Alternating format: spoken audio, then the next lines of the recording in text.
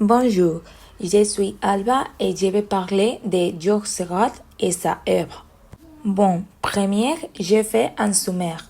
Je vais parler de sa biographie, les mouvements artistiques d'appartenance, présentation d'une œuvre, un dimanche après-midi sur l'île de Granjat, questions et réponses, éloges et critiques, conclusions et la bibliographie. Biographie. Georges-Pierre Seurat est né le 2 décembre 1859 à Paris. Pendant sa scolarité, il est initié à la peinture par son oncle maternel, par Armand Fèvre. En 1875, Seurat entrait à l'école municipale du Soir des Saints, dans la classe du sculpteur Justin Lequian. En 1876, il étudiait la grammaire du dessin. En 1878, Seurat entrait avec un jeune à l'école des Beaux-Arts de Paris, où il étudiait jusqu'en 1879. En 1880, il eut un local où il peint ses principales œuvres jusqu'en 1886. C'est également en 1880 que son service militaire obligatoire le conduit à Brest pour un an. Son séjour à Brest lui permet de découvrir la puissance du milieu marin. Une fois à Paris, il passe les 2 années suivantes à perfectionner l'art du dessin en noir et blanc et les propriétés physiques de la lumière. Au cours de l'été 1885, Seurat entreprend la création de son chef-œuvre, Sunday Afternoon on l'île de la Grande-Chatte. Ce tableau est à l'origine du terme pointillisme, c'est-à-dire de la technique du mélange optique des couleurs. En 1889, il peint la Tour Eiffel, un monument qui le fascine. À partir de ce moment, Seurat commence à s'isoler, fatigué des controverses qui entourent son œuvre. Seurat meurt le 29 mars 1891 d'une angine de poitrine infectieuse. Mouvement artistique. Seurat est surtout consacré au pointillisme. Il s'agit d'une technique picturale qui consiste à représenter des vibrations lumineuses par l'application de points qui, vus d'une certaine distance, composent des figures et des paysages bien définis.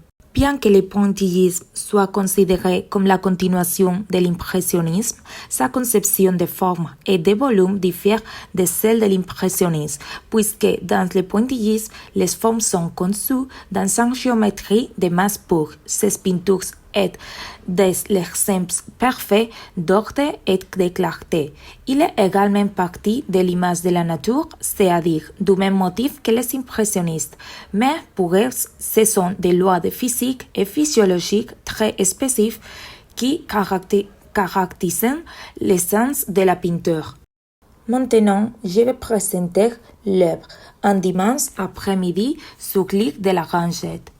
Bon, Georges Seurat commence à peindre un dimanche après-midi sur l'île de la Grande-Chatte au printemps 1884. À cette époque, l'artiste vit et travaille avec des impressionnistes à Paris. Comme ces derniers, Seurat peint souvent des paysages situés en dehors de la capitale française, donc la Grande-Chatte, une île de la Seine située à l'ouest de Paris. Afin de parfaire sa peinture, Seurat a réalisé une série d'esquisses et de dessins préliminaires. S'inspire des impressionnistes, il réalisait ses études en dehors de son atelier, en plein air.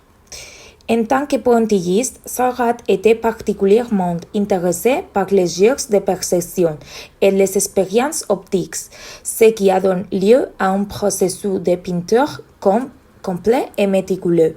Un dimanche après-midi sur l'île de la Grande-Chatte dépend une sortie typique des Parisiens de l'année 1880. Face à la rivière et à l'homme des parapluies et des arbres qui semblent profiter d'une brève évasion de la vie urbaine, qu'ils se prélassent sur l'herbe, pêchant dans la rivière ou admirant l'ambiance et la compagnie d'un animal de compagnie. Cependant, cette œuvre a un significat caché. Bien qu'à première vue, les tableaux de Seurat semblent être une représentation étonnante et colorée des Parisiens profitant tranquillement de leur journée, il pourra avoir une signification cachée. Certains historiens de l'art supposent que l'ambiance statique du tableau vise à critiquer la vie moderne à Paris, que Seurat considérait comme performative. Bon, maintenant je vais faire des questions et réponses. Bon, et la première question, qu'est-ce que c'est le pointillisme? Cite au moins 3 œuvres réalisées avec cette technique par Georges Seurat. Et la réponse, il s'agit du pointillisme inventé par Seurat au IXe siècle. Il consiste à appliquer la couleur sur la toile par de minuscules coupes de pinceau de couleur pure que le spectateur est chargé de mélanger dans sa rétine. Bon, et 3 œuvres sont Études pour le chenal de Ravelin, le Charroux et le cirque. Deuxième question. Dans quel musée le tableau un dimanche après-midi à l'île Laranjade est exposé? En quelle année a-t-il peint et quelle est la technique utilisée? La réponse est, cette peinture est exposée à l'Art Institute of Chicago, à Chicago. Elle a été peinte par Seurat en 1886 selon la technique du pointillisme. Troisième question. Cite un autre auteur néo-impressionniste et donne quelques caractéristiques de son œuvre. La réponse c'est Paul-Victor Signac. Il est un peintre néo-impressionniste français célèbre pour avoir développé la technique divisionniste ou code de Georges Seurat. Suivant les enseignements de Seurat, il est l'un des principaux représentants de la libération de la couleur par rapport à l'objet. Quatrième question, concernant l'auteur.